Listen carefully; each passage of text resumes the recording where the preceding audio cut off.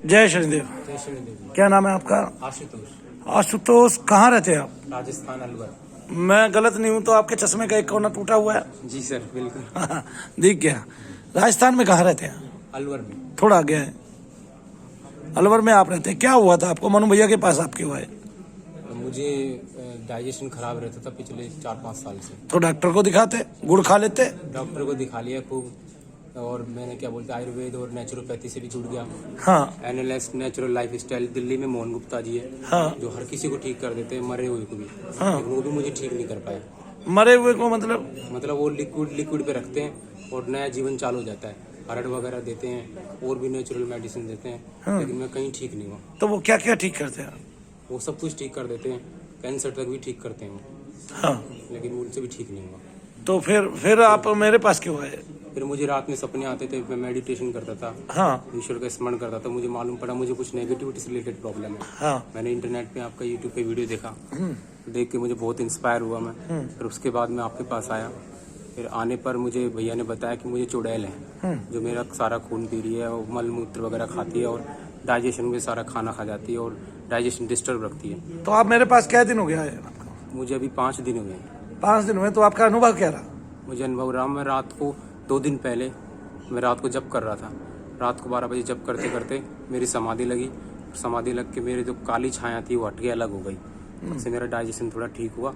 और 2 दिन बाद मुझे आके यहाँ पे मैं बैठा था तो मुझे ऐसा लगा पीछे कोई 2 लोग खड़े हैं जो मेरे अंदर से कुछ कर रहे हैं, अंदर जाकर के कुछ कर रहे हैं। कुछ ठीक कर रहे हैं, इधर दबा रहे हैं, इधर दबा रहे हैं। मंत्र दूध देख रहा था। मेरे पापा का फोन आ गया, फिर अचानक फिर मैं चला गया। फिर मैंने आज भैया को ऐसे ही दिखाया तो भैया ने दूर से कहा मैं बिल्कुल ठीक हूँ, मेरे कोई प्रॉब्लम नहीं है। ये बता दिया ना उन्होंने देख के। तो फिर अब आपको पूर्ण रूप से क्या लगता है कि आपको कितना आराम पड़ा है? मैं पूरी तरह से ठीक हूँ। पूरी तरह से? हल्का सा दर्द रहता है क्योंकि बहुत लंबे समय से मेरे तो ये कब से हो रहा था आपको? मुझे 3 साल से हो रहा था। तो भारत के युवाओं को क्या कहना चाहोगे आप? मैं भारत के युवाओं को ही कहना चाहता हूँ कि अगर उन्हें इस तरह की मेरी जैसी कोई समस्या है जो कोई भी दवाई से ठीक नहीं हो रही, इसका मतलब नेगेटिविटी है जिसको केवल मनु भैया ठीक कर सकते पूरे हिंदुस्तान में। नहीं, ऐसा भी नहीं है कि पूरे हिंदुस्तान में मैं ही ठीक कर सकता हूँ। मेरी तरह नाम लेने वाले बहुत हैं। बहुत सारे लोग गुप्त रूप से बैठे हुए हैं, ठीक भी करते हैं लोगों को। लेकिन ये प्रक्रिया जो है बहुत तीखी है। इसमें क्या होता है, इसमें आपको अंधविश्वास इसको बोलते हैं लोग, और आपको अंधाविश्वास करके ही आना होता है।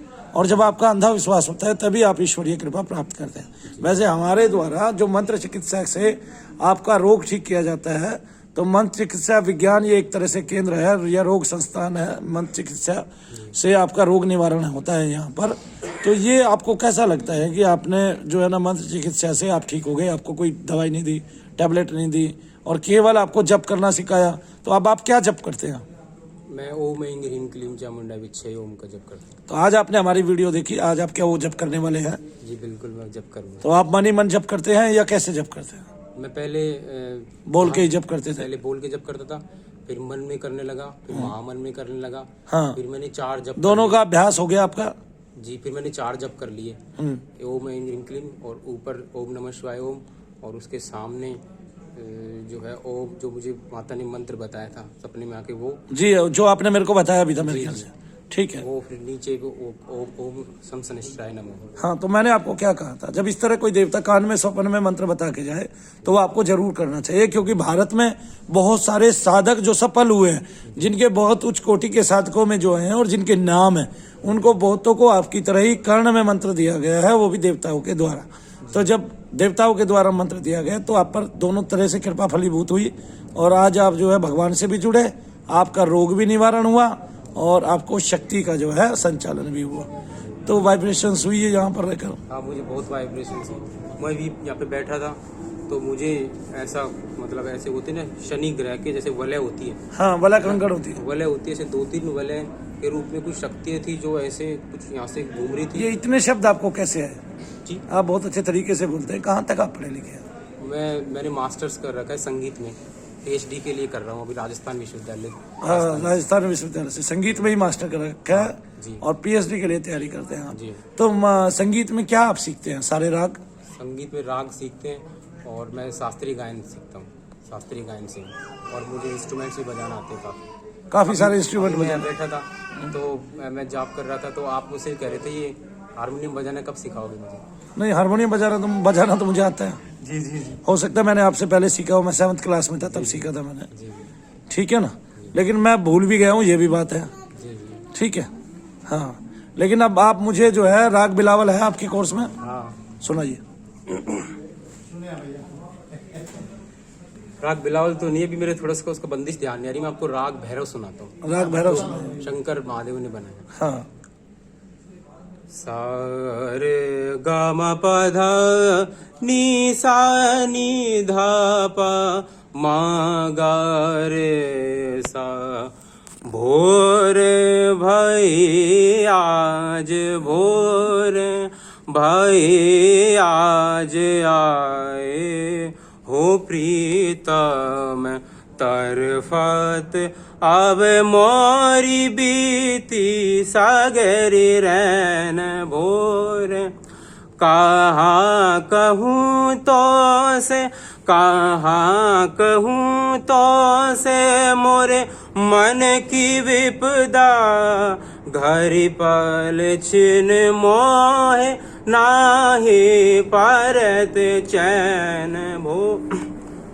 दा दा पा दा पा मा पा मा गा मा पा दा मा पा सा मा गा मा म गा मा घरे घरे सा सा भोर।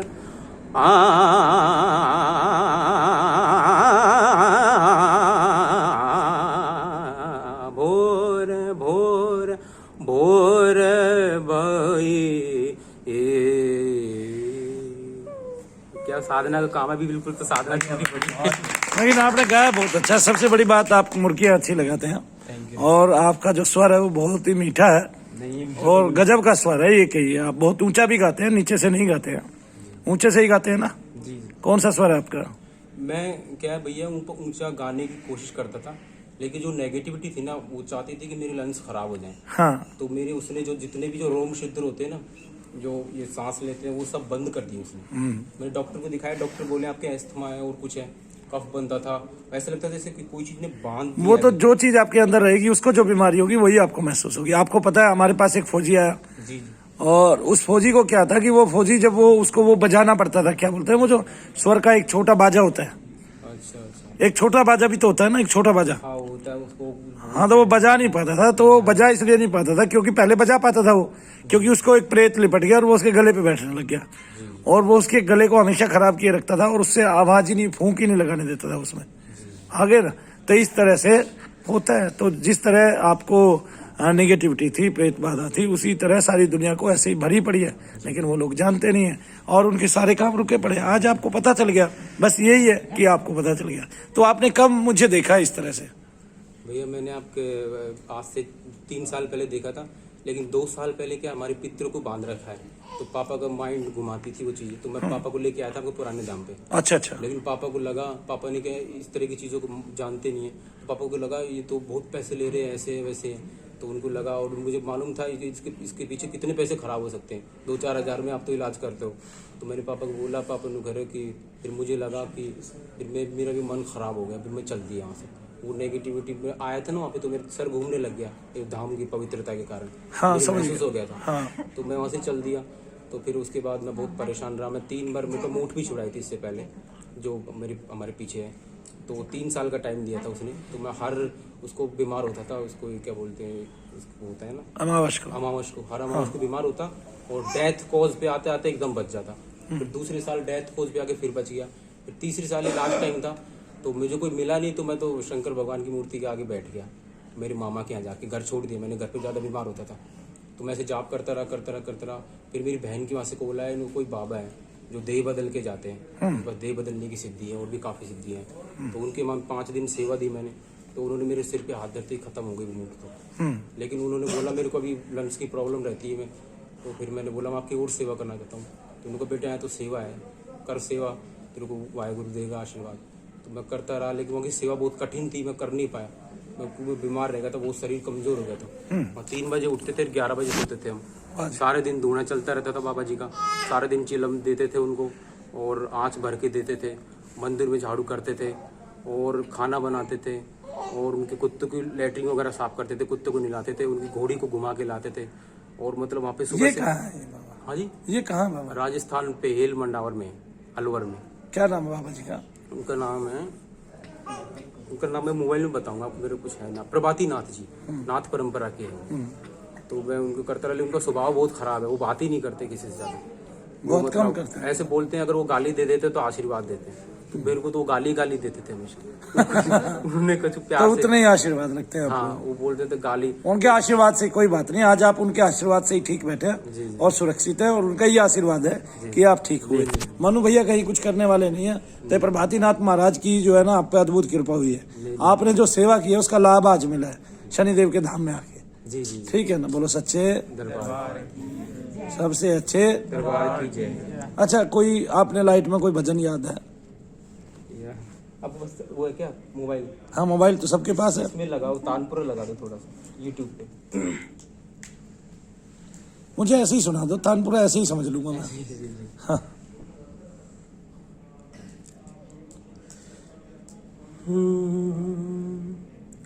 सत्यनाम श्री वाहे गुरु, सत्यनाम श्री वाहे गुरु, सत्यनाम श्री वाहे गुरु, सत्यनाम श्री वाहे गुरु।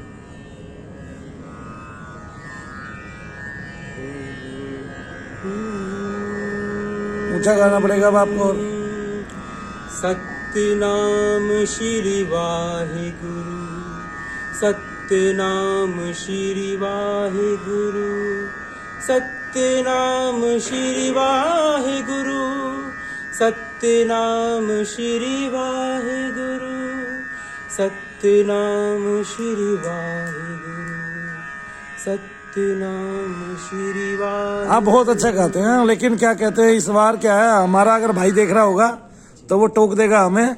क्या कहते हैं कि आप अभी स्वर में नहीं गा रहे थे, इसलिए टोक देगा। ये स्वर से मैं क्या इसके पंचम को सामान की गा रहा था। हाँ, ऊपर के जैसे इसमें पास आसा बोलता है ना, तो इसके जो बद्ध सप्ताह का जो पंचम उसको सामान की गा रहा था, मतलब 1.5 पे गा रहा था इसके स्वर से। आप कहीं भी गए, जब आपका जो है स्वर के साथ यानी कि संगम नहीं बैठेगा तब तक कुछ नहीं है। ये स्वर लो हो गया था। हाँ, तो एक बच्चा भी पहचान लेगा कि कुछ हुआ है।